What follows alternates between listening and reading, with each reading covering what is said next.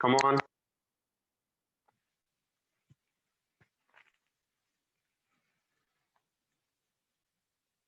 आवाज बोला बोला पटकन.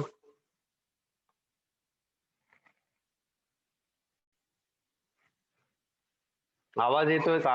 आवाज रेखा.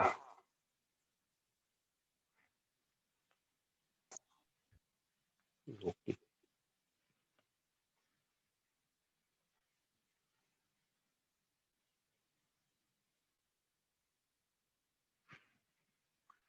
बोर्ड दिसतोय तुम्हाला? आता ब्लर नाही दिसत आहे, क्लिअर दिसतोय.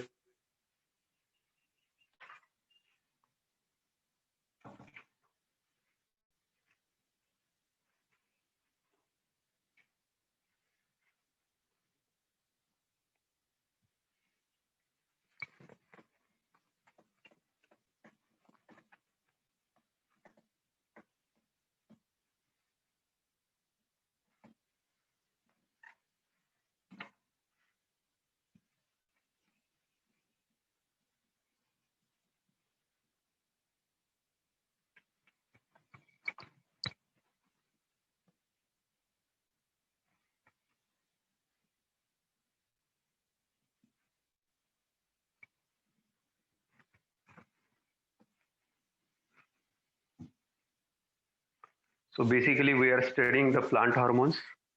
आणि प्लांट हॉर्मोन्स मध्ये काल आपण इन डिटेल शिकलो ऑक्झिन्स बद्दल. आज आपल्याला आणखी 2 प्लांट ग्रोथ वाढवणारे जे आहेत, प्रमोटिंग एन्झाईम हॉर्मोन्स जे आहेत, त्यांच्याबद्दल आपण बोलणार आहोत. आज आपल्या टेक्स्टबुक मध्ये पण बऱ्याचपैकी डिटेलमध्ये दिलेलं आहे आणि ते आपल्याला बघायचे, काय काय दिलेलं आहे, कशा पद्धतीने दिलेलं आहे, ते आपण डिटेल बघूया. आज आपल्याला बोलायचं आहे जिब्रेलिन बद्दल आणि सायटोकायनिन बद्दल. तर बघूया कसा कसा वेळ मिळतो, कसं जमतं ते.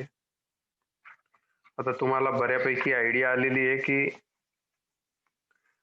Plant hormones are also called as plant growth regulators. Plant hormones are also called as plant growth regulators, ज्यांच्यामध्ये आपण अनेक प्रकारचे आपल्याला ऍक्च्युअली हॉर्मोन्स खूप प्रकारचे असतात. त्याच्यातले 5 हॉर्मोन्स आपल्याला, कारण आतापर्यंत बरेच डिस्कवर झाले, आज जे आपण हॉर्मोन शिकणार आहोत दॅट इज जिब्रेलिन्स. जे शेतकऱ्यांची मुलं असतील किंवा ज्यांच्याकडे द्राक्ष बाग वगैरे असेल त्यांना ह्या हॉर्मोनचं नाव ऐकलेलं असेल, माहिती असेल. हे जे हॉर्मोन आहे प्लांट हॉर्मोन, याचा तसं बघायला गेला तर जसं सगळेच प्लांट हॉर्मोन ऍक्सिडेंटली इन्व्हेंट झालेले, डिस्कवर झालेले, तशाच पद्धतीने याचं पण ऍक्सिडेंटल डिस्कवरीच आहे. आता हे जे हॉर्मोन आहे याचं नाव जे आहे, हे नाव जॅपनीज सायंटिस्ट लोकांनी दिलेलं आहे आणि हे जपानमध्ये हे हॉर्मोन पहिल्यांदा शोधलं गेलं. या हॉर्मोनचं वैशिष्ट्य असं आहे की सीडलिंग जे असतात, रोप जे असतात राईसचे, त्यांच्यामध्ये पहिल्यांदा पाहायला मिळालं की जे रोप आहे, राईसचं जे रोप आहे, त्याची ॲबनॉर्मल वाढ झालेली आणि त्याच्यामध्ये ज्याच्यात दाणे तयार होतात. आपल्याला माहिती आहे भाताची लावणी जी करतात ती कशी केली जाते, एका ठिकाणी रोप तयार केलं जातं आणि त्याचं दुसऱ्या ठिकाणी जाऊन प्लांटेशन करायचं असतं. जसं ज्या मुलांना माहिती असेल, कांद्याची लागण पण तशाच पद्धतीने केली जाते. कांद्याचं बी एका ठिकाणी, एका फील्डमध्ये कांद्याचं बी टाकतात, कांदा उगवला, छोटे छोटे छोटे छोटे सीडलिंग्स तयार झाले कांद्याचे की नंतर त्याला तिथून काढतात. त्याला तिकडे मालेगावकडच्या भागात त्याला उळं असं शब्द आहे. आता इथे मला काय माहित नाही एक्झॅक्ट काय म्हणतात. मग त्याला आणून दुसऱ्या शेतांमध्ये योग्य अंतर ठेवून, त्याचं स्पेसिफिक डिस्टन्स असतं, त्या अंतरावर त्या कांद्याला व्यवस्थित डेव्हलपमेंट झाली पाहिजे, त्याचा कंद जो असतो तो मोठा झाला पाहिजे, प्रॉपर झाला पाहिजे, म्हणून त्याची लागवड केली जाते. तर तसंच भाताच्या बाबतीत पण करावा लागतो. भाताचं शेत म्हणजे बियांचं रोपण जर्मिनेशन एका फील्डमध्ये केलं जातं. ते अतिशय कॉम्पॅक्ट पद्धतीने होतं आणि त्याच्यानंतर त्याला दुसऱ्या शेतात शिफ्ट करायचं. जे शहरातले मुलं असतील त्यांना नाही असतील माहिती एवढं डिटेल, परंतु लक्षात ठेवायचं आहे की इथे जॅपनीज लोकांनी, जॅपनीज शेतकरी जे होते त्यांच्या एक लक्षात आलं, त्यांनी त्या आजाराला नाव दिलेलं होतं बॅकॅने. आजाराचं नाव आहे बॅकॅने, BAKANE, हे पण स्पेलिंग आहे, किंवा BAKANENAE असं पण स्पेलिंग लिहिलं जातं. तर हे नुसतं ई लिहिला तरी चालतो, AE लिहिला तरी चालतो. हा बॅकॅने डिसीज जो आहे, हा बॅकॅने डिसीज जो आहे, ह्या डिसीज या प्लांट सीडलिंग मध्ये, राईस सीडलिंग मध्ये दिसला आणि त्यांनी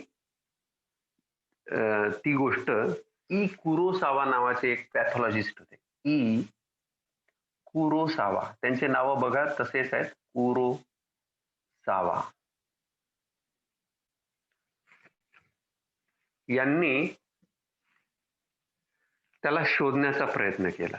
त्यांच्या लक्षात असं आलं की हे जे याला फुलिश डिसीज म्हणतात, foolish seedling disease, foolish seedling. कशामध्ये? राईस मध्ये.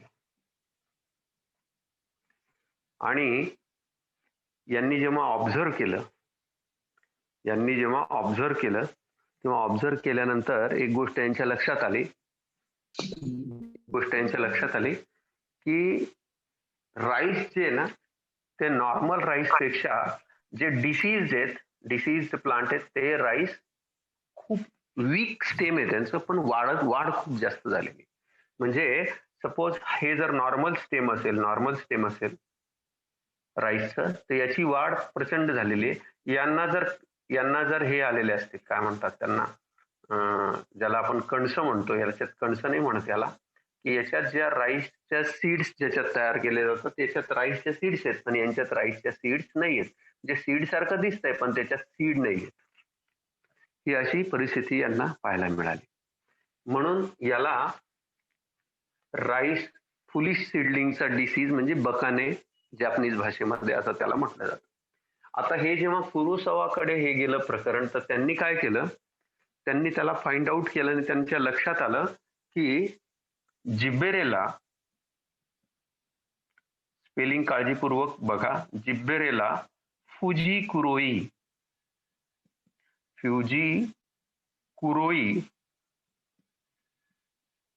नावाचं फंगल इन्फेक्शन झालेलं आहे. कोणतं इन्फेक्शन झालेलं आहे? जिब्बेरेला फ्युजीकुरोई. हे लक्षात ठेवायचं तुम्हाला, या फंजाईचं नाव.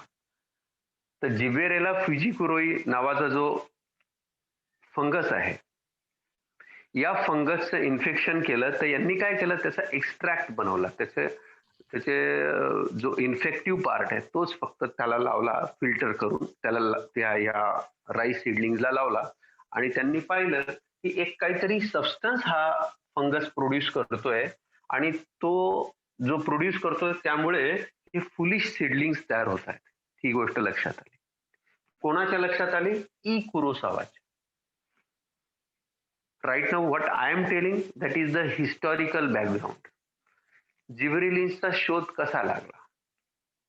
तिथल्या शेतकऱ्यांच्या लक्षात आलं की फुलिश सीडलिंग्स, आता आपल्याला काय म्हटलेलं आहे एनसीआरटीने ते तुम्हाला सांगतो. Japanese farmers observed peculiar symptoms of rice seedlings called Bakane disease, foolish seedling disease. हे त्यांच्या लक्षात आले. आणि नंतर rice plants become thin, tall, pale. याच्यामध्ये काय काय लक्षणं दिसतात? थीन, टॉल आणि पेल. निस्तेज झालेले दिसतात, टॉल झालेले दिसतात आणि थीन झालेले दिसतात. कशाच्या इन्फेक्शनमुळे? या जिब्बेरेला फ्युजीकुरोईच्या इन्फेक्शनमुळे. आता झालं काय की याच्यानंतर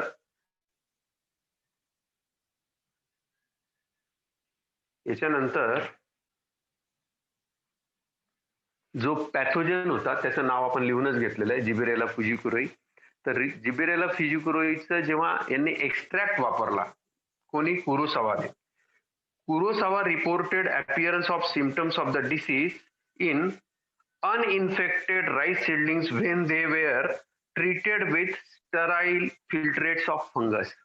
स्टराईल फिल्ट्रेट्स ऑफ फंगस म्हणजे यांनी काय केलं, बरेचदा कसं असतं की समजा हा आजार, हा जो आहे, या आजाराचं कारण जर एक्झॅक्ट शोधायचं असेल तर त्याच्याशिवाय दुसरं काही नको. ज्याच्यावर आपल्याला डाऊट आहे, ज्या फंजायला किंवा ज्या बॅक्टेरिया बद्दल आपल्याला डाऊट आहे, तर त्याच्याशिवाय दुसरं काहीतरी जायला नको, म्हणून त्याला काय करून घेतलं, त्याला सेपरेट केलं, आयसोलेट केलं आणि मग त्याला इन्फेक्ट करून पाहिलं. मग आता ते काय केलं ते तुम्हाला सांगतो. Kurosawa reported the appearance of symptoms of the disease in uninfected rice seedlings. Normal जे राईस सीडलिंग्स होते त्यांना त्यांनी इन्फेक्ट केलं. They were treated with sterile filtrates of fungus. Sterile फिल्ट्रेट्सचा अर्थ होतो त्याच्याशिवाय दुसरं काहीही नसेल, स्टराईल फिल्ट्रेट्स. आणि मग हेच सिम्पटम, जे सिम्पटम्स होते फुलिश सीडलिंगचे, जे सिम्पटम्स होते, काय काय सिम्पटम्स होते तुम्हाला माहिती आहे, थीन, टॉल आणि पेल. हे जे सिम्पटम्स होते हे सिम्पटम त्यांना याच्याने इन्फेक्ट केल्यानंतर दिसले. आणि मग ते गेलं, सगळं प्रकरण गेलं पुढे 3 सायंटिस्ट कडे. हे नाव लक्षात ठेवायचं आहे. कोणी पहिल्यांदा रिपोर्टेड, यांच्या नावाचं क्रेडिट आहे, यांनी नाव वगैरे दिलेलं नाही, यांनी काय केलं, फक्त रिपोर्टेड हा वर्ड महत्वाचा आहे. हा एनसीआरटीचा वर्ड आहे, यांनी रिपोर्ट केलेला आहे. आपल्या बुक मध्ये एक वेगळं सेंटेन्स दिलेलं आहे, तुम्हाला सांगतो. टेक्स्ट बुक मध्ये याच्याबद्दल एक वेगळं सेंटेन्स दिलंय, तुम्हाला 2 मिनिटात सांगतो काय दिलेलं आहे.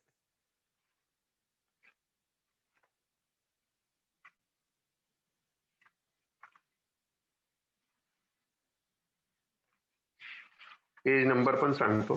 जिब्रेलिन्स बघा, Japanese scientist Kurosawa, Japanese scientist Kurosawa, he observed that when rice plant were infected with by fungus Gibberella fujikuroi, it shows extensive stem elongation called Bakane disease. The crystalline form of gibberellins were isolated by. आता पुढच्या सायंटिस्टचं नाव आलेलं आहे. तर ते 2 जे scientist आहेत त्यांच्या नावाचं क्रेडिट जातं, ज्यांनी याला नाव पण दिलं. तर काय काय शिकलो आपण हे पहिल्यांदा समजून सांगतो तुम्हाला. आतापर्यंत काय शिकलो आपण, शिकलो हे की याचा शोध जिब्रेलिन्स आपण शिकतो काय ते पहिले लिहून घ्या. जिब्रेलिन्स जे आहेत याच्यात जिब्रेलिक ऍसिड असतं.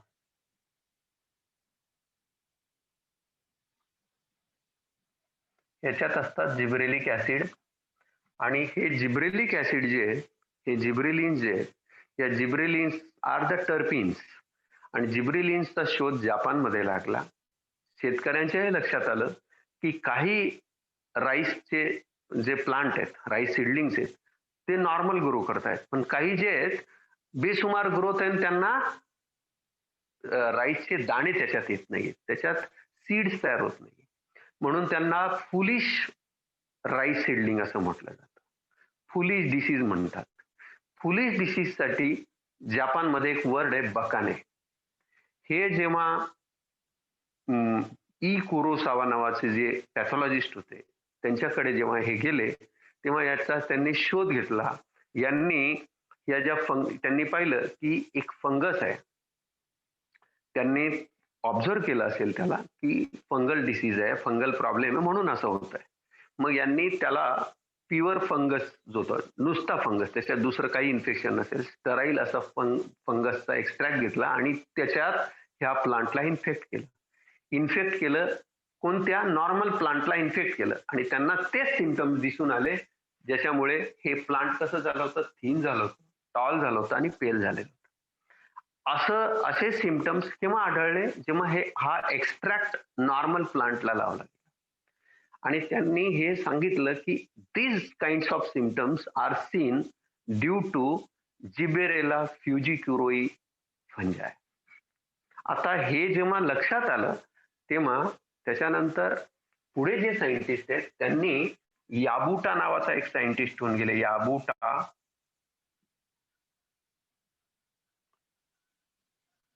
सुमिकी, दोन येते, याबुटा आहे, सुमिकी आहे आणि हयाशी आहे.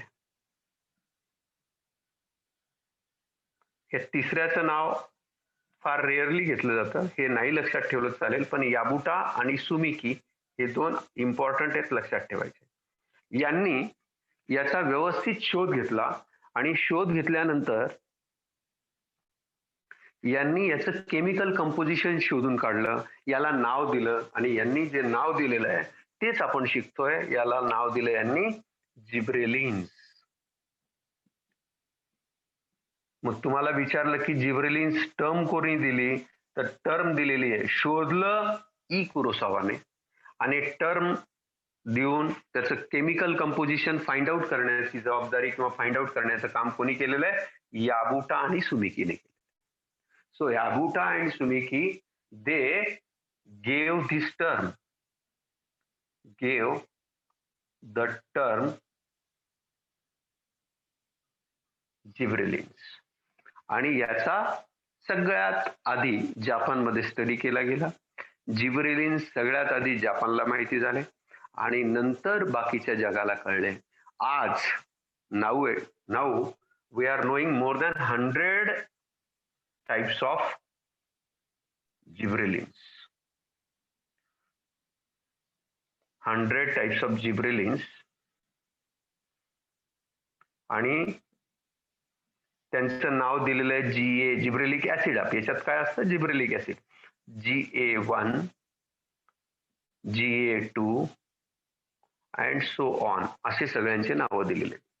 आणि सगळ्यात जास्त जो स्टडी केला गेलेला आहे तो स्टडी केलेला आहे GA3 वर. GA3 was studied किंवा till date it is studied by many scientists. तर GA3 जो आहे, जिब्रेलिक ऍसिड 3 नंबरचा जो आहे, त्याचा सगळ्यात जास्त स्टडी केला गेलेला आहे. पण आता निरनिराळ्या सायंटिस्ट लोकांनी, जगभरातल्या सायंटिस्ट लोकांनी मोर than 100 types of gibberellic acid किंवा जिब्रेलिन्सचा शोध लावला. तर दिस वॉज द हिस्टॉरिकल बॅकग्राऊंड. तर आपल्याला काय काय विचारलं जाऊ शकतं ते मी तुम्हाला सांगितलेलं आहे की फुलिश सीडलिंग डिसीजला काय म्हणतात, तर बकाने म्हणतात जॅपनीज भाषेमध्ये.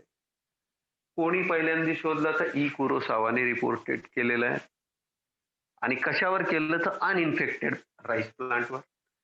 ज्या फंगसने याला इन्फेक्ट केलं गेलं त्याचं नाव आहे जिबेरेला फुजिकुरोई. हेच नाव घेऊन याबुटा आणि सुमिकीने याचं नाव जिब्रेलिन्स ठेवलेलं आहे. Gibberellins are terpenes. हे टर्पिन्स आहेत. Gibberellins are terpenes. There are more than 100 types of gibberellins are found now, out of which GA3, gibberellic acid 3, is more widely studied all over the world. तर ह्या सगळ्या गोष्टी historical background मध्ये येतात. ज्या मुलांनी लिहिलं असेल त्यांनी लिहून घ्या, लिहिलं नसेल त्यांनी याचा स्क्रीनशॉट घ्या, so that I can move ahead. कळलं का? काही प्रॉब्लेम आहे याच्यात, विचारा. You can ask me.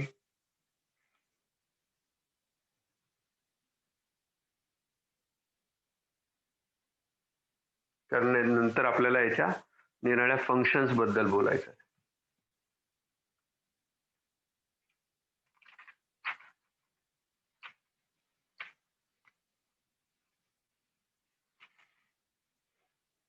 बोला, काही विचारायचं आहे का कोणाला? कळतंय का सगळ्यांना?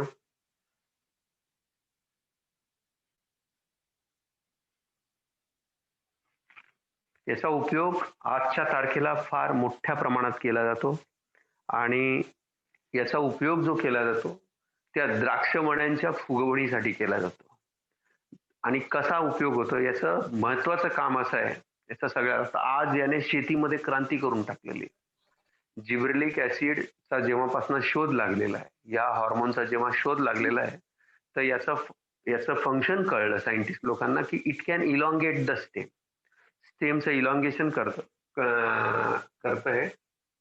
त्यामुळे हे शुगर केन मध्ये पण खूप मोठ्या प्रमाणात वापरलं जातं. तुम्हाला सांगून आश्चर्य वाटेल की आपल्याला ऊसाचा हा जो कांडा असतो, याला कांडा म्हणतात, याला इंटरनोड म्हणतो आपण. आपण जो ऊस खातो म्हणजे काय करतो आपण, हा जो पीस आहे, हा पीस जो आहे, इथून हा वरचा पीस समजा, हा खालचा पीस, तर हे जेवढं कांड लांब असेल, हे जेवढं लांब जास्त असेल, हे जेवढं लांब तेवढं उत्पन्न जास्त, त्याच्यामध्ये शुगरचं अक्युम्युलेशन जे आहे, सुक्रोजचं अक्युम्युलेशन जे आहे ते जास्तीत जास्त होईल. आणि हे जेवढं लांब असेल तेवढं उत्पन्न जास्त देतं. असं पाहण्यात आलेलं आहे की जिब्रेलिन्सची जर प्रॉपरली वेळेवर फवारणी केली गेली ऊसाच्या शेताला, ऊसाचं जे फील्ड आहे त्याच्यात जर जिब्रेलिन्सची प्रॉपर फवारणी केली गेली वेळेवर, तर एकरी 20 टन्स पर्यंत उत्पन्न जास्त मिळतं आपल्याला. It can increase the yield of sugar cane up to 20 tons per acre.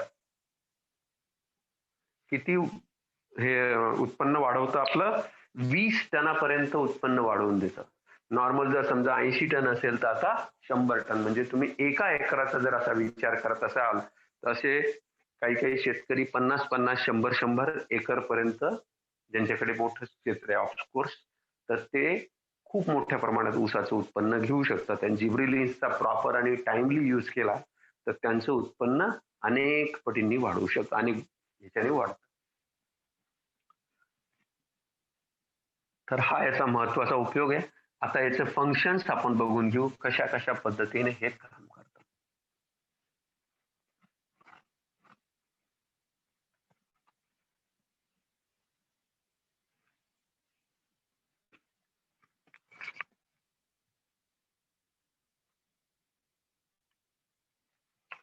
जिब्रेलिन्सचा precursor scientist लोकांनी शोधून काढलेला आहे.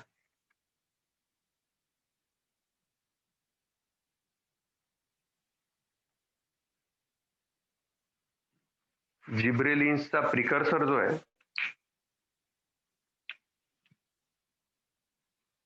प्रिकर्सर म्हणजे ज्याच्यापासून तयार होतो, precursor of gibberellin is mevalonic acid. महत्वाचं आहे, mevalonic acid.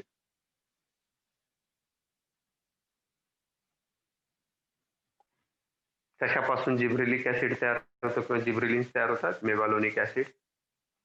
Actually it is acetyl coenzyme A.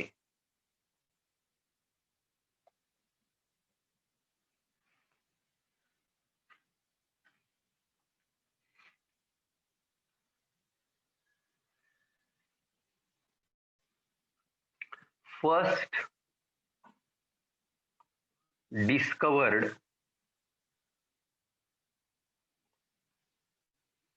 gibberellin is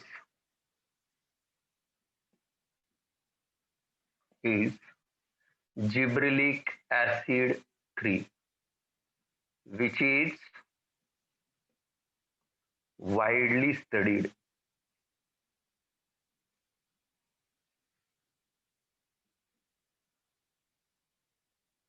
ज्याचा सगळ्यात जास्त अभ्यास करण्यात आलेला आहे.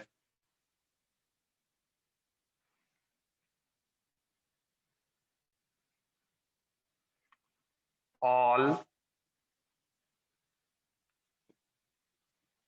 gibberellic acids are acidic. त्यांच्या नावातच ऍसिड आहे, acidic, and they are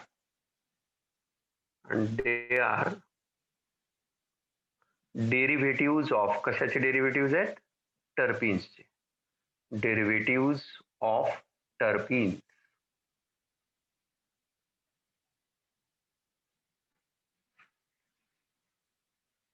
They are derivatives of terpenes.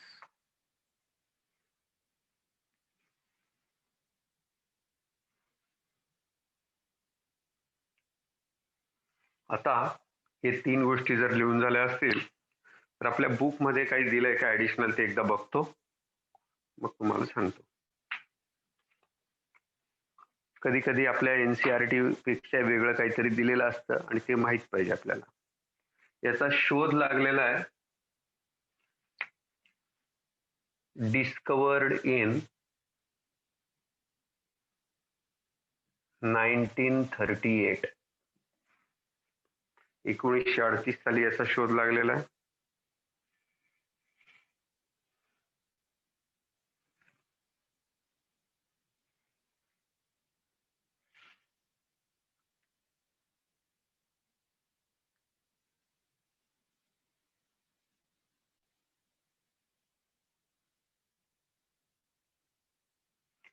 Chemically it is, हे जसं मी लिहिलं तसंच chemically it is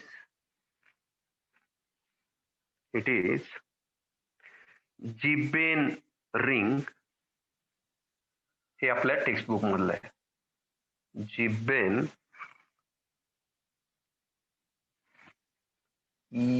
EANE, gibbane ring and cyclic diterpene and cyclic diterpene. हे स्टेट बोर्ड मध्ये दिलेलं आहे. स्टेट बोर्डच्या बुक मध्ये हे लिहून ठेवा. असं काही एनसीआरटी ने दिलेलं नाहीये.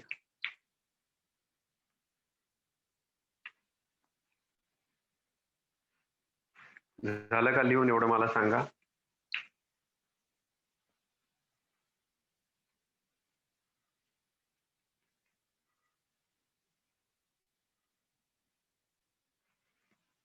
ओके.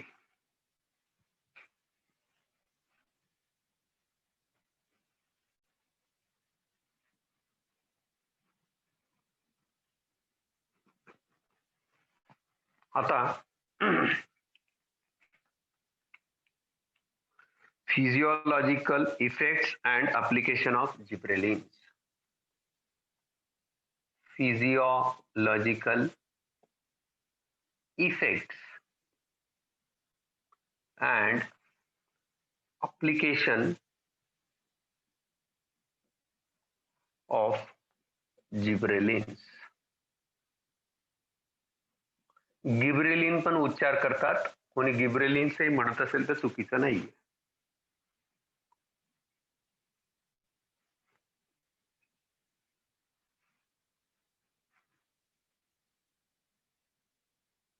सगळ्यात महत्वाचा, सगळ्यात जास्त उपयोग याचा केला जातो दोन गोष्टींसाठी. एक तर पहिली गोष्ट प्रोडक्शन वाढवण्यासाठी केला जातो आणि दुसरी गोष्ट सीड जर्मिनेशन साठी केला जातो. तुम्ही पाहिलं असेल आपल्या डे टू डे लाईफ मध्ये आपण बघतो की तुम्ही जेव्हा मठाची उसळ किंवा हरभरे जे काही भिजवता, मुलींना खास करून अनुभव असेल, तर आपण जेव्हा भिजवतो तर भिजवल्यानंतर त्याला आदल्या दिवशी, समजा उद्या उसळ करायची किंवा परवा उसळ करायची, तर आपण काय करतो, 1-2 दिवस आधी, 24 तास 48 तास आधी आपण त्याला भिजवतो पाण्यामध्ये. तर पहिल्या दिवशी भिजवतो त्या जे सीड्स असतात त्याच्यावर जवळजवळ एक पेराभर वरती पाणी असतं, त्याच्या वरपर्यंत पाणी ठेवतो आपण, कारण so that they can soak the water, ते ॲब्झॉर्ब करून घेतील ते वॉटर फॉर जर्मिनेशन, कारण त्याला कोंब आले पाहिजेत अशी आपली इच्छा असते. म्हणून आपल्याला माहिती, हे सगळ्यांनी मी जे दाखवतोय हे सगळ्यांनी ऑब्झर्व केलेलं आहे. मी मुद्दाम हरभऱ्याचा दाणा घेतो कारण हा बरेचदा आपण पाहिलेला असतो आणि बघितलेला असतं. इथे एक छिद्र असतं, याचं नाव तुम्हाला मी सांगितलेलं आहे. तर याच्या आत ही दीज आर कॉटिलिडॉन्स. हे जे कॉटिलिडॉन्स आहेत, हे याच्या आत जेव्हा पाण्याची एंट्री होते तेव्हा हे स्वेलअप होतात.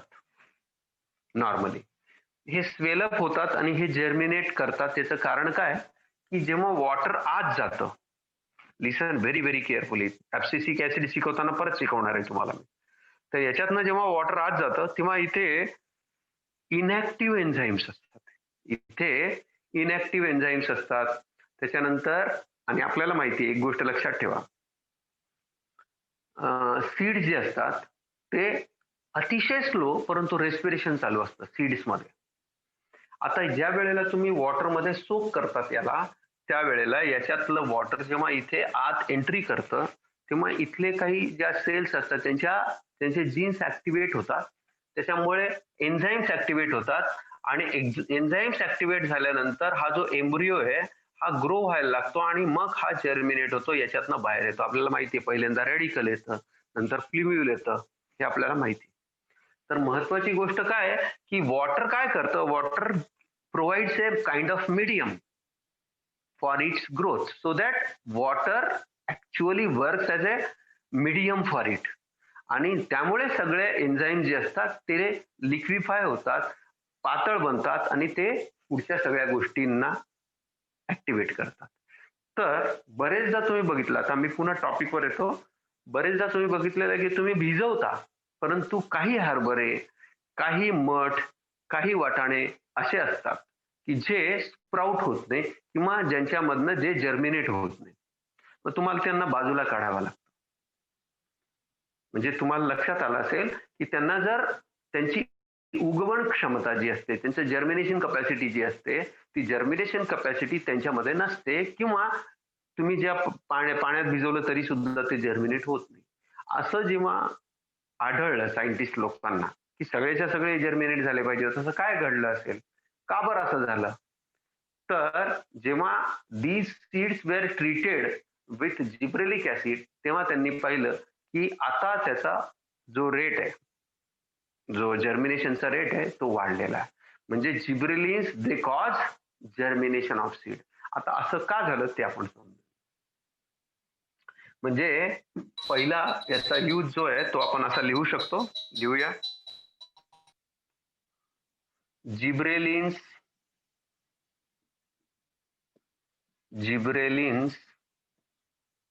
help in seed germination.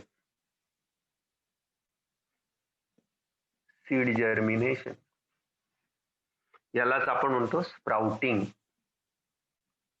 कोंब येणं, यालाच आपण म्हणतो स्प्राउटिंग. आता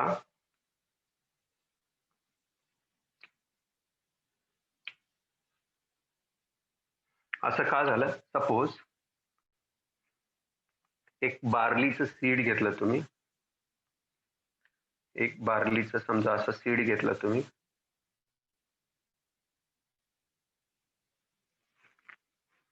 आपल्याला माहिती आहे याचे दोन पार्ट असतात. असा हा एक वरती पार्ट असतो, मेज सुद्धा तुम्ही घेऊ शकता, आपण याच्यात मुद्दाम याला समजून घेण्यासाठी घेतोय. हा वरचा पार्ट आणि खालच्या भागामध्ये असतो एम्ब्रिओ. इथे खालच्या भागामध्ये एम्ब्रिओ असतो, आपल्याला माहिती आहे. समजा हा एक पार्ट आहे, इथे एम्ब्रिओ आहे. हा एम्ब्रिओ कसा असतो हे आपल्याला माहिती आहे, असा असा असतो हा जो पार्ट असतो. कोलिओप्टाईल, कोलोरायझा वगैरे वगैरे आपल्याला माहिती. आता होतं काय, जेव्हा इथे याच्यातनं वॉटरची एंट्री आत होते, इथे जेव्हा वॉटरची एंट्री होते, इथे असतो ॲल्युरॉन लेअर. आपण सीड पहिलं चॅप्टर जेव्हा शिकलो तेव्हा आपण सांगितलं होतं की इथे हा जो लेअर असतो हा ॲल्युरॉनचा लेअर असतो. आता हा ॲल्युरॉन लेअर जो असतो, it is the rich source of protein. Aleurone layer ज्याच्याबद्दल बोलतोय हे सगळे काय आहेत, मोनोकॉट आहेत. आता हा जो ॲल्युरॉन लेअर आहे बाबांनो, हा ॲल्युरॉन लेअर आणि इथे वॉटरची एंट्री, इथपर्यंत वॉटरची एंट्री झाल्यानंतर इथे हे हायड्रोलायटिक एन्झाईम्स जे असतात, हायड्रोलायटिक एन्झाईम्स गेट ऍक्टिव्हेटेड. याच्यात कोणकोणते असतात ते सांगतो. याच्यात असतात अल्फा अमायलेज, अल्फा अमायलेज असतात. आता हे ॲल्युरॉन हे प्रोटीन आहे, त्यामुळे इथं असतील प्रोटीएजेस. आणि समजा शेंगदाण्याचं सारखं बी असेल एखादं, तर तिथे हे काम करतील, तिथे असतील लायपेजेस.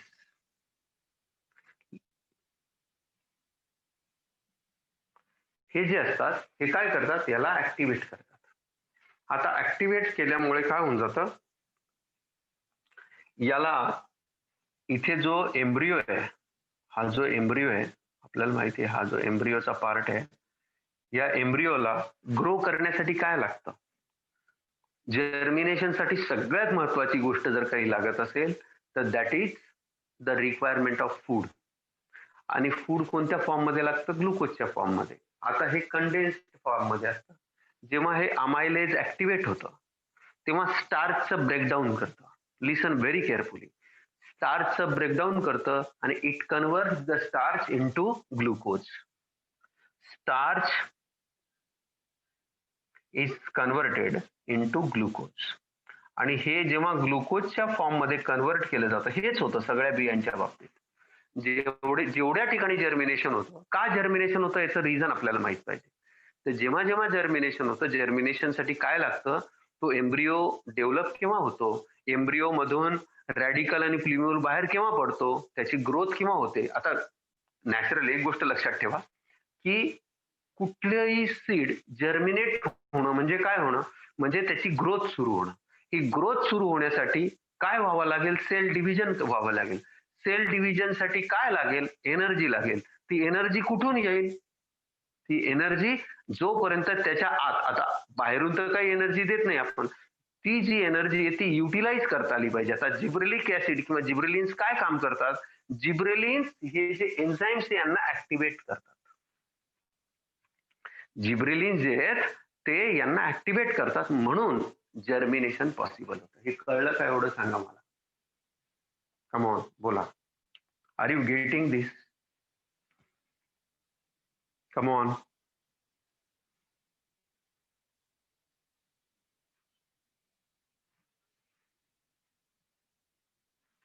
म्हणजे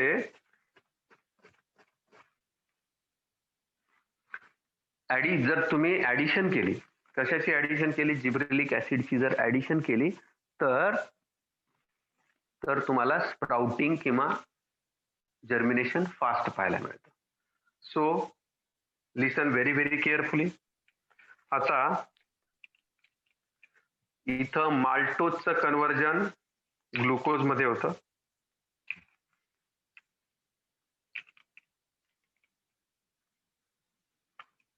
म्हणजे याचं फंक्शन काय झालं ते तुम्ही लिहून घ्या. कशा पद्धतीने करतं त्याच्यासाठी लिहून घ्या. GA, gibrelic acid,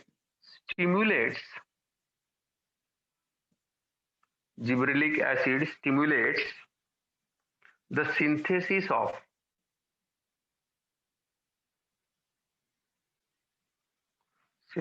of many hydrolytic enzymes.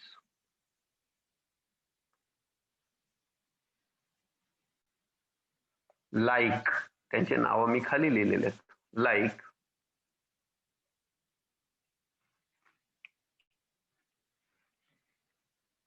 आणि याला एक महत्वाचा वर्ड यूज केलाय, तो आपण लिहून घेऊ.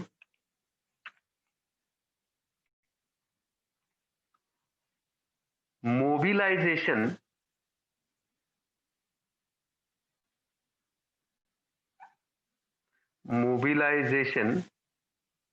Of reserve food. इथे रिझर्व फूड होतं, आपल्याला माहिती आहे. रिझर्व फूड आपल्याला माहिती आहे, सीड्स मध्ये रिझर्व फूड असतं. रिझर्व फूड म्हणजे इथून हे सगळं, हे रिझर्व फूड याला मिळायला लागेल. कोणाला मिळेल, नीट लक्ष द्या. हे जे इथे रिझर्व फूड पडलेलं आहे, ज्याला आपण काय म्हणतो, एंडोस्पर्म. हा जो एंडोस्पर्म आहे, हा एंडोस्पर्म याच्यासाठी अवेलेबल होईल. आणि हा जो एंडोस्पर्म आहे हा कशाच्या फॉर्म मध्ये, म्हणजे इथे जे फूड पडलेलं होतं त्याचं मोबिलायझेशन कशामुळे झालं, जिब्रेलिन्समुळे झालं, आणि त्यामुळे ग्रोथ पॉसिबल झाली. I think you are getting.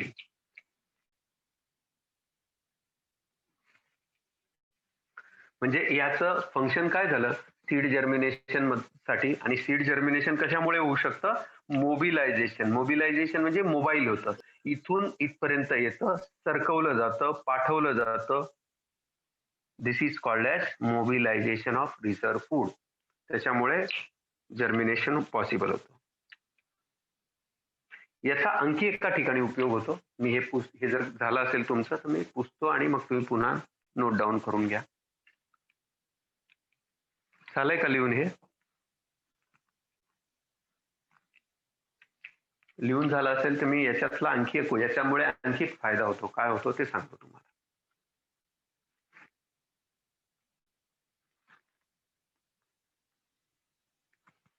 आता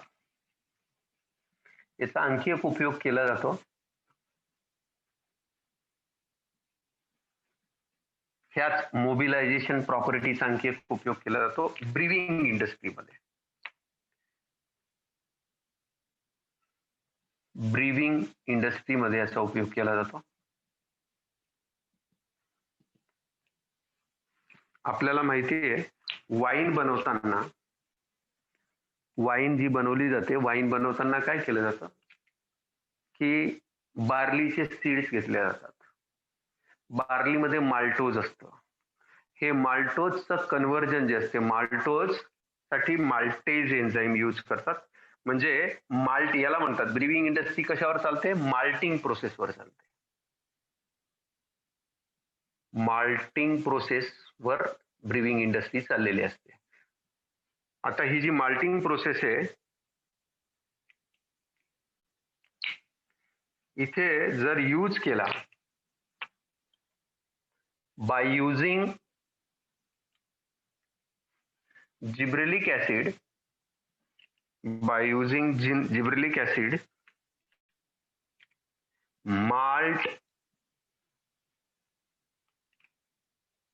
malt is produced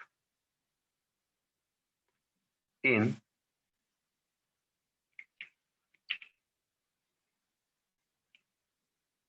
much major amount, म्हणूया major amount from barley grains.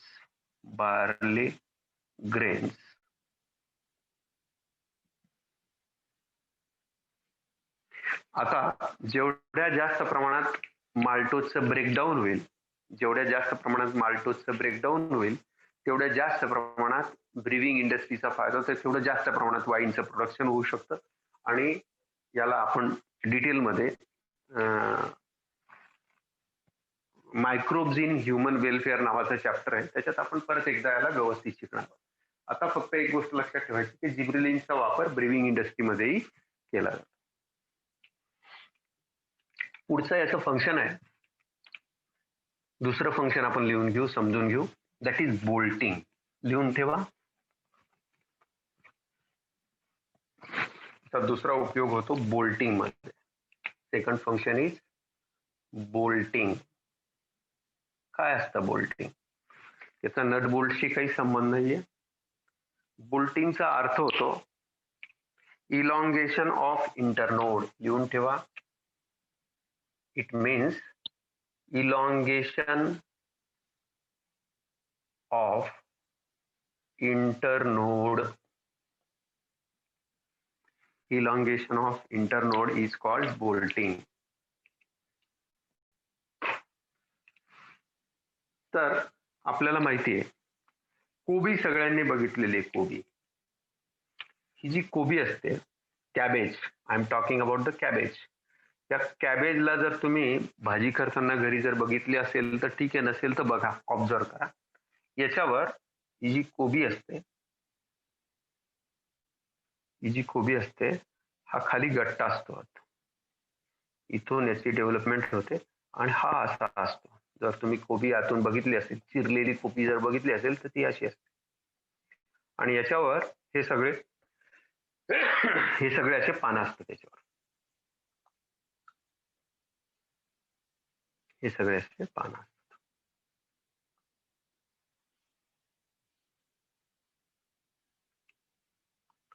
अशा पद्धतीचं ज्याचं स्ट्रक्चर असतं, याला आपण म्हणतो रोजेट फॅशन. याला आपण म्हणतो रोजेट हॅबिट. काय वर्ड यूज करतो? Rosette habit. रोजेट हॅबिट याचा अर्थ काय आहे की रोजेट हॅबिटचा अर्थ असा होतो की कमी जागेमध्ये एवढे पानं तयार होतात, एवढे पानं तयार होतात की ते पानं एकमेकांना ओव्हरलॅप करून टाकतात, पॅक करून टाकतात. याला म्हणतात तो रोजेट हॅबिट. आता हे असं का झालं? कारण व्हेरी क्लोजर, आता हे दाखवण्यासाठी मी दाखवलं, याच्यापेक्षा अतिशय कमी अंतर असतं. कारण काही काही कोबी एवढी मोठी, जेवढा मी काढले एवढी मोठी कोबी पण असते. तर अतिशय कमी अंतर असतं. ह्या दोन नोड्स मधलं अंतर अतिशय कमी असतं, अतिशय कमी असतं. येतंय लक्षात? म्हणून हे कॉम्पॅक्ट होतात. इथे जर जिब्रेलिन्सचा वापर केला गेला, इथे जर जिब्रेलिन्सचा वापर केला गेला तर ह्या दोन नोड मधलं अंतर म्हणजे इंटर नोडचं डिस्टन्स वाढून जातं. आता समजून घ्या की इथं काय असतं. म्हणजे याचा बोल्टिंगचा उपयोग, बोल्टिंगचा अर्थ आपण समजून घेतला की इट इलॉंगेट्स द इंटर नोड. आता याचा उपयोग कसा केला जातो ते आपण समजून घेऊ. आणि इथं काय असतं, रोजेट हॅबिट मध्ये leaves become compact, leaves become compact due to overlapping, due to overlapping. एकमेकांवर येतात, त्यामुळे याचा रोजेट फॅशन आपल्याला दिसते.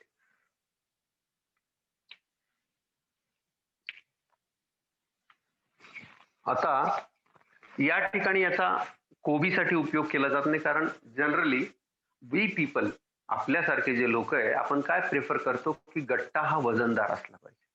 त्यामुळे या ठिकाणी याचा हे इंटरनोड कसे असतात ते समजावण्यासाठी सांगितलं आणि तिथे इलॉंगेशन होऊ शकतं.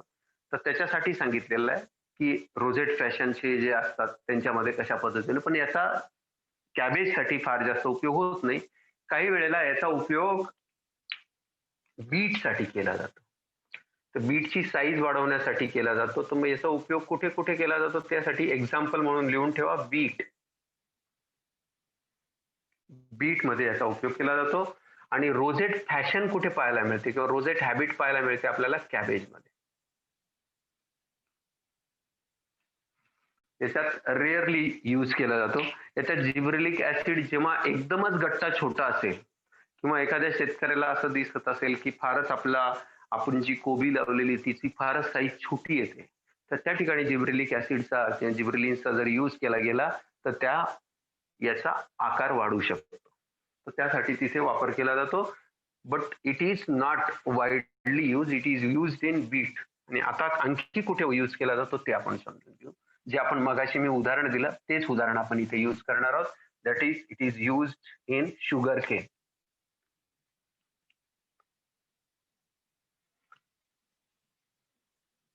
It is used to increase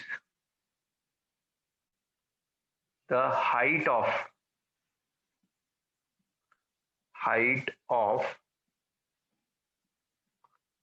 genetically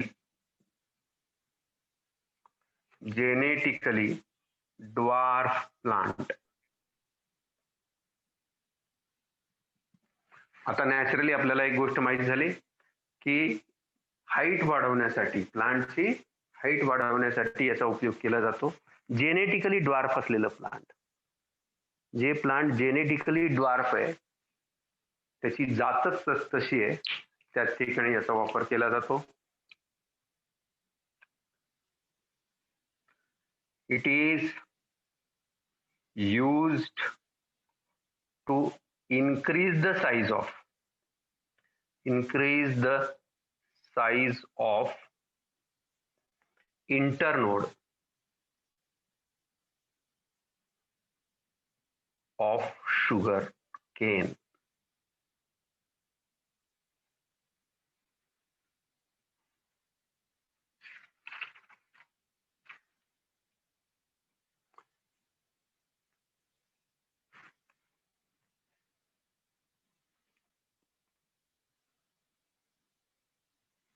आपल्या बुक मध्ये कॅबेजला स्पष्ट दिलेलं आहे बरं का, त्यामुळे लिहून ठेवा, कारण तुम्हाला विचारलं गेलं तर कन्फ्यूज नका होऊ.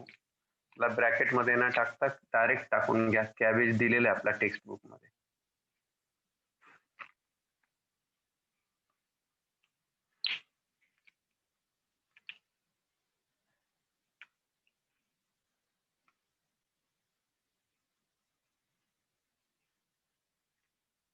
याच्यासाठी एक बायो ऍसे टेस्ट केली जाते, त्याचं नाव लिहून घेऊ, dwarf pea test. Dwarf pea test. आता पुन्हा ही कशी आहे, बायो ऍसेचा अर्थ आपण काल समजून घेतला. ड्वार्फ पी टेस्ट म्हणजे किती जिब्रेलिक ऍसिड दिलं तर किती हाईट वाढली. जिब्रेलिक ऍसिड किती प्रमाणात त्या प्लांटला दिलं, किती प्रमाणात त्याच्यावर स्प्रे केलं तर त्याच्यामुळे याची हाईट किती वाढली, याचं एक प्रपोर्शन असतं. ते त्यासाठी ड्वार्फ पी टेस्ट यूज केली जाते. आणि ड्वार्फ मेज टेस्ट पण याच्यासाठी यूज केली जाते. ड्वार्फ मेज taste. These are two bioassay tests.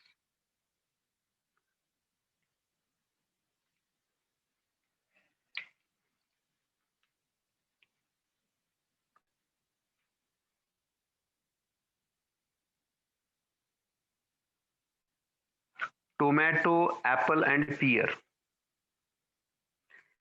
It causes parthenocarpy in tomato, apple and pear. पुढचा यूज आपण लिहून घेऊ. हेडिंग देऊ पार्थेनोकार्पी.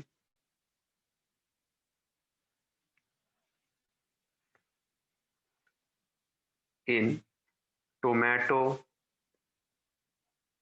apple and pear.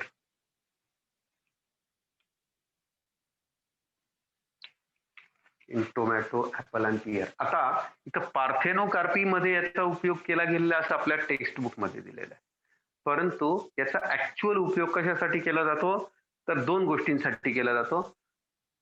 आपल्याला माहिती असतात, हे मी पुसतो म्हणजे तुम्हाला समजून सांगता येईल मला.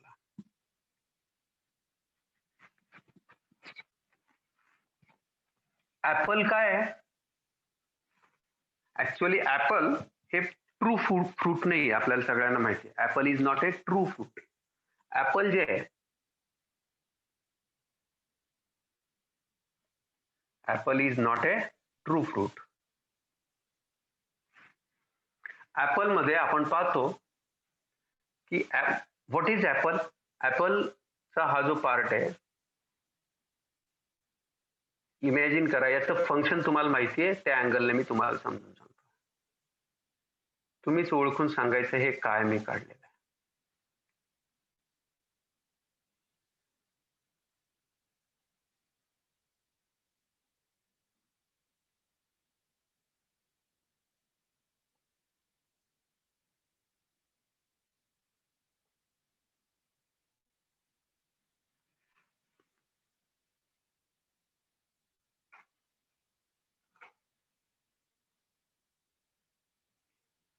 काय ऍपल डेव्हलप कशापासून होतं. Yes, it is thalamus. This is थॅलॅमस.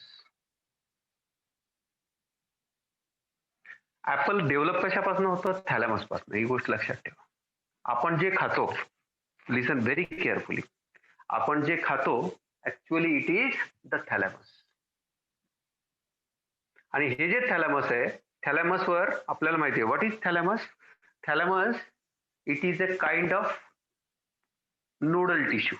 कसं ते तुम्हाला मी सांगितलेलं आहे, परत एकदा फक्त इमॅजिन करा की हा जो पार्ट आहे ज्याच्यावर फ्लावरिंग होतं, याला जर तुम्ही कंप्रेस केलं, ह्याला जर तुम्ही कंप्रेस केलं, ह्याला इथून असं दाबलं तर हे सगळे नोड्स एकमेकांच्या जवळ येतात. हे एकमेकांच्या अतिशय जवळ येतील आणि यांच्यापासनं काय तयार होतात, पेटल्स, सेपल्स, अँड्रोशियम, गायनोशियम, हे सगळे यांच्यापासून तयार होतात.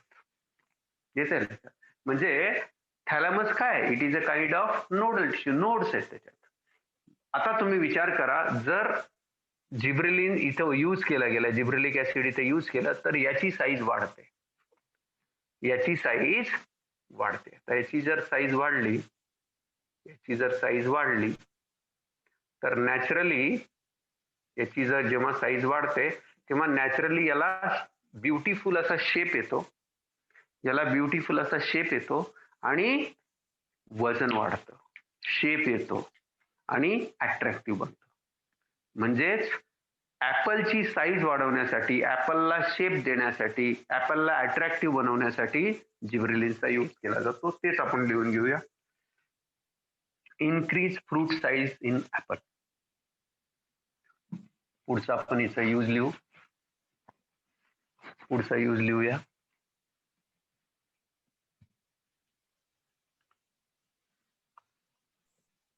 It is used to increase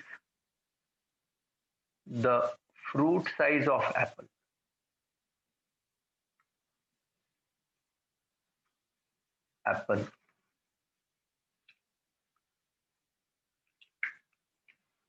By spraying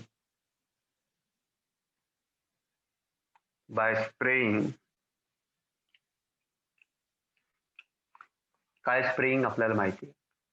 bye spraying gibberellic acid increases size and improve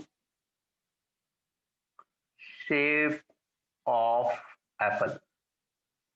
सगळ्यांना मोठे चांगले ऍपल्स आवडत असतात. छोटे छोटे ऍपल्स किती चांगले असले तरी आपल्याला फारसे ते आवडत नाही. आपल्याला मोठ्या साईजचे प्रॉपरली कलर्ड ऍपल आवडत असतात. त्यामुळे इथे त्याचा उपयोग केला जातो. आता आणखी एक उपयोग या ठिकाणी होतो, याच्यामध्येच आपण लिहून घेऊ. तुम्हाला सगळ्यांना माहिती आहे की द्राक्ष जे आहेत ते द्राक्ष अशा बंचच्या फॉर्म मध्ये असतात. हे जे हा जो मधला जो पार्ट आहे याच्यावर नोड्स आणि इंटरनोड्स असतात. याच्यावर खूप सारे असतात इथे, आणि याच्यावर हे मणी लागलेले असतात. हे पूर्ण असा बंचचा बंच असतो आणि सगळ्या बाजूने नोड्स असतात.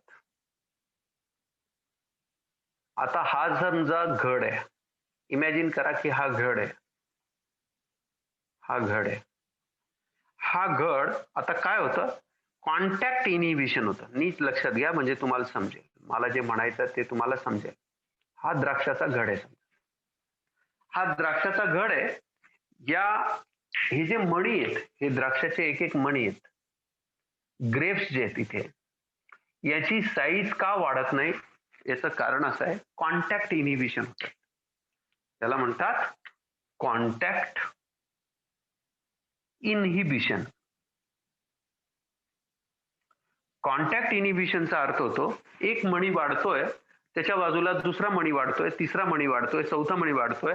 जो थोडा पण मागे राहिला तर तो कंप्रेस होऊन जातो आणि एकमेकांच्या टच मध्ये आले एकमेकांना तर ते एकमेकांची ग्रोथ थांबवतात, इनहिबिट करतात, कमी करतात.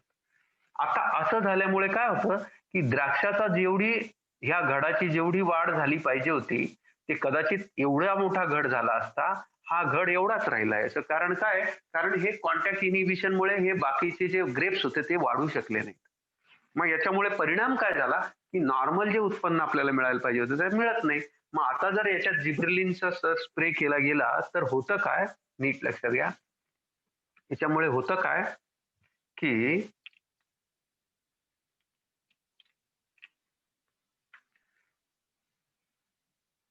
हे जे नोड्स मधलं अंतर आहे, इमॅजिन करा, हे जे नोड्स मधलं अंतर आहे, हे नोड्स मधलं अंतर वाढलं तर इथे जे लागणार आहे, आता ह्या बाजूला काही नोड्स असतील, इकडच्या बाजूला, तर इथे ही जी ग्रेप्सची साईज आहे ही प्रॉपर डेव्हलप व्हायला, ही प्रॉपर साईज मध्ये सगळे डेव्हलप होतील आणि मोठे मोठे द्राक्ष लागतील. आणि त्यामुळे नॅचरली तुम्हाला लक्षात आलं की याच्यामुळे होतं काय. आता तुम्हाला मार्केटमध्ये किंवा तुम्ही जेव्हा ऍडव्हर्टाईज बघाल याची, तर द्राक्षांची फुगवण क्षमता जी असते ती वाढते आणि द्राक्षांची साईज, घडाची साईज वाढते. समजतंय का सगळ्यांना? Are you getting this? Come on. हे कळतंय का सगळ्यांना? सांगा मला. बरोबर. म्हणजे तुम्ही काय केलं, इंटरनोडची साईज वाढवली, इंटरनोड मधलं अंतर वाढवल्यामुळे आता त्या जे द्राक्षांची मणी होते, ग्रेप्स होते, त्याला स्प्रेड व्हायला, त्याला प्रॉपर न्यूट्रिएंट घ्यायला चान्स मिळाला आणि जिब्रेलिन्समुळे ते साधलं गेलं. आता मार्केटमध्ये याच्यासाठी प्रोडक्ट अवेलेबल असतं, त्याला म्हणतात पोमॅलिन. काय असतं? पोमॅलिन नावाचं एक प्रॉडक्ट अवेलेबल आहे. याच्यामध्ये काय काय यूज केलं असतं ते आपण लिहून घ्या. एक असतं BAP, बाप बाप किंवा बॅप काय म्हणायचं ते म्हणा. It is benzyl amino purine. हे पुढे पण आपल्याला शिकायचं. प्युरिन्स प्लस जिब्रेलिक ऍसिड जर तुम्ही दिलं तर तुम्हाला it increases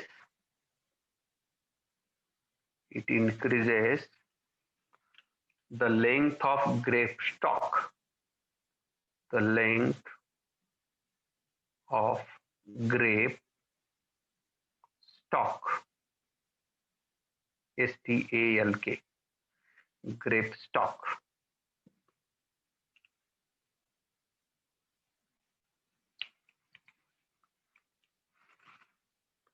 म्हणजेच याच्याबद्दल आपण लिहू शकतो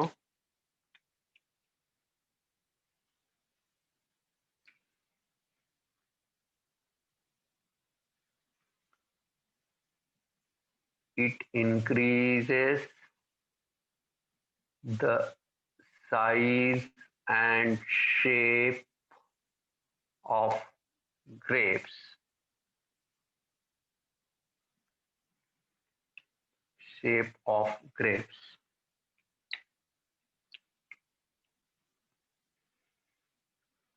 याचा पुढचा उपयोग आपल्याला माहितीच आहे, विच आय हॅव टॉट already.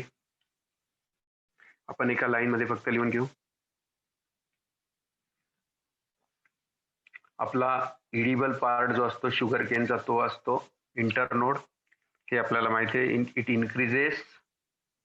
It increases the productivity of sugar Kane,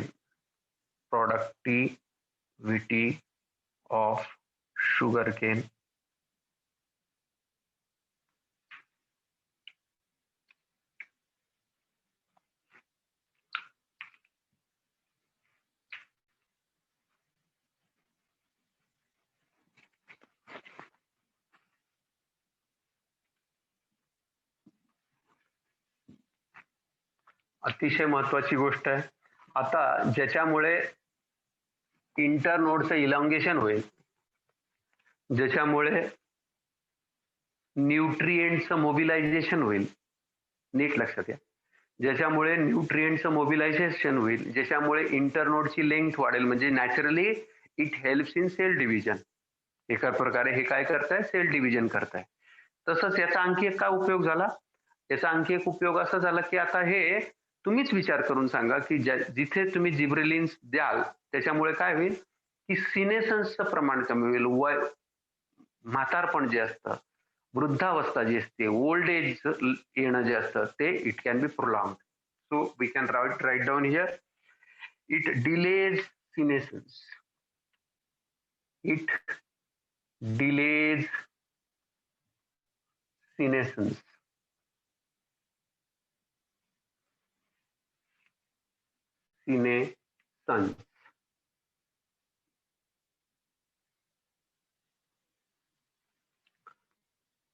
Fruits can be left for longer period of time. शेतकऱ्यांना फार चिंता असते पिरियड ऑफ टाइम. जे शेतकऱ्यांची मुलं असतील त्यांना याचा फार चांगला अनुभव असेल. एकदा बाग तयार झाला, लक्षात ठेवा सगळ्यांनी, एकदा बाग तयार झाला ना तर बागेत काय होतं की एकदा बाग तयार झाला ना संपूर्ण बाग वेळेवर तोडला गेला पाहिजे. मॅच्युरिटी आली की त्याला ताबडतोब तोडला गेला पाहिजे, नाहीतर पूर्ण माल खराब होतो आणि वर्षभराची मेहनत असते शेतकऱ्यांची, ती फार मोठा त्रास असतो त्यांना. अशा वेळेला जिब्रेलिन्स त्यांना हेल्प करू शकतात. त्यांना दिसतंय की पुढच्या 10 दिवसात 8 दिवसात आपला माल एकदम तयार होणार आहे. अशा वेळेला जर त्यांनी जिब्रेलिक ऍसिडचा स्प्रे करून दिला, तर जे द्राक्ष इमिजिएट पिकणार होते, इमिजिएट तयार होणार होते, आता त्यांची सिनेसन्स कपॅसिटी जी होती ती प्रोलॉंग केली गेली. आता सिनेसन्स मध्ये लगेच जाणार नाही, त्यांचं लाईफ वाढलं. म्हणजे तुम्ही 4 दिवस, 8 दिवस, 10 दिवस त्याला प्रोलॉंग करू शकता. म्हणजे ते आता घडं जे गळून पडणार होते किंवा समजा एखादा पानांचं उत्पन्न घेणार आहे, तर ते पानं जे गळून पडणार होते ते आता तुम्ही प्रोलॉंग करू शकता. They can remain good in good condition on the plant body. आणि म्हणून तिथं त्याचं त्या शेतकऱ्याला जे मेहनत आहे ती सेव्ह केली जाऊ शकते, त्याचं नुकसान वाचवलं जाऊ शकतं. हे त्याचा उपयोग आहे. पुढचा उपयोग आपण लिहू शकतो,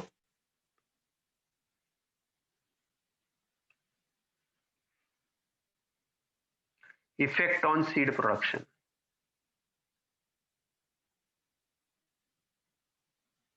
काय होतो ते आपण बघूया.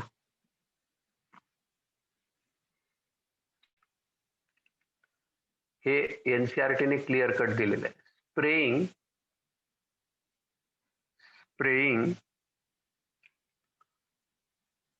जीए ऑन ज्युव्हेनाइल, कमी वयाचे, ज्युव्हेनाइल शब्दाचा अर्थ होतो कमी वयाचे, ज्युव्हेनाइल conifers, juvenile conifers with causes hastening किंवा or causes hastening, त्याला आपण म्हणू शकतो हॅस्टनिंग हा एनसीआरटीचा वर्ड आहे, ऍज इट इज आपण यूज करतो. हॅस्टनिंग याचा अर्थ स्पीडअप करणं, स्पीडअप फास्ट करतं, speedup speeds up the maturity period, hastening of maturation period किंवा maturity period,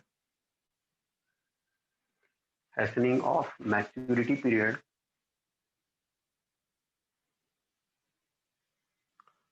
thus lead to early seed production. आपल्याला असं वाटतं की सीड्स यायला खूप वेळ लागतोय, तर त्या ठिकाणी याचा हेल्प केलं जाऊ शकतं. इथे लॉंगर पिरियड ऑफ टाइम म्हणजे इथे आपण काय म्हणू शकतो, इथे लिहू शकतो increases market period.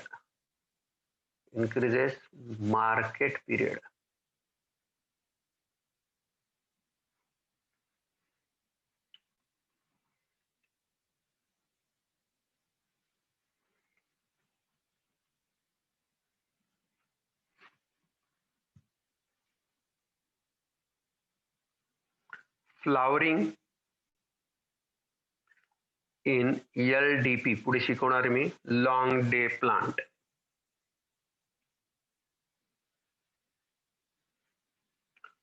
मोठ्या मोठ्या प्लांट्स मध्ये नॅचरली हे असतंच, जिब्रेलिक ऍसिड असतंच, जिब्रेलिन्स असतातच, त्यामुळे हे फ्लावरिंगला रिस्पॉन्सिबल असतात. लॉंग डे प्लांट जे असतात, ज्यांना जास्त वेळ ऊन लागत असतं, जास्त वेळ लाईटची रिक्वायरमेंट असतं, त्यांना आपण तो लॉंग डे प्लांट. ज्यांना कमी डे कमी लागतो, नाईट जास्त लागतं, त्यांना आपण शॉर्ट डे प्लांट म्हणतो. तर पुढे गेल्यावर मी शिकवणार आहे तुम्हाला.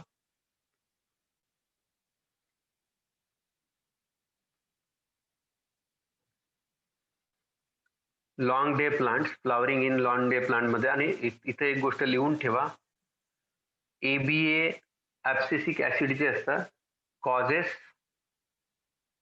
Flowering in SDP, short day plants.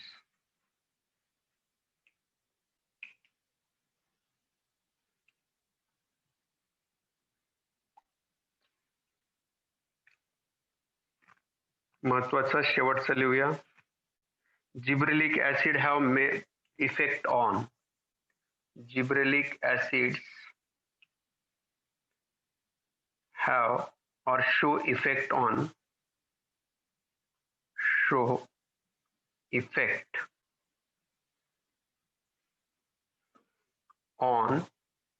male flowers, male flowering म्हणूया, male flowering म्हणून hence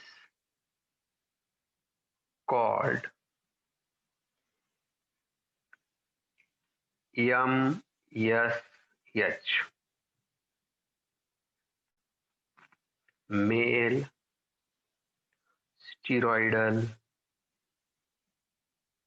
hormone म्हणून याला मेल स्टिरॉइडल हार्मोन पण म्हटलं जातं. अशा पद्धतीने जिब्रेलिक ऍसिड आणि ऑक्झिन आपण समजून घेतलं. जर एवढं डिटेल सांगितलं नाही तर नुसतं वर सांगितल्यानंतर तुम्हाला कळणार नाही आणि याच्यावर क्वेश्चन्स विचारले जाणार आहेत. हा डिलीटेड पार्ट नाहीये, त्यामुळे याला काळजीपूर्वक जर समजून घेऊन जर स्टडी केला तरच ते लक्षात राहतं, नाही तर लक्षात राहत नाही. उद्यापासून थोडे छोटे आहेत ते आपण उद्यापासून बघूया. थँक्यू. Good bye.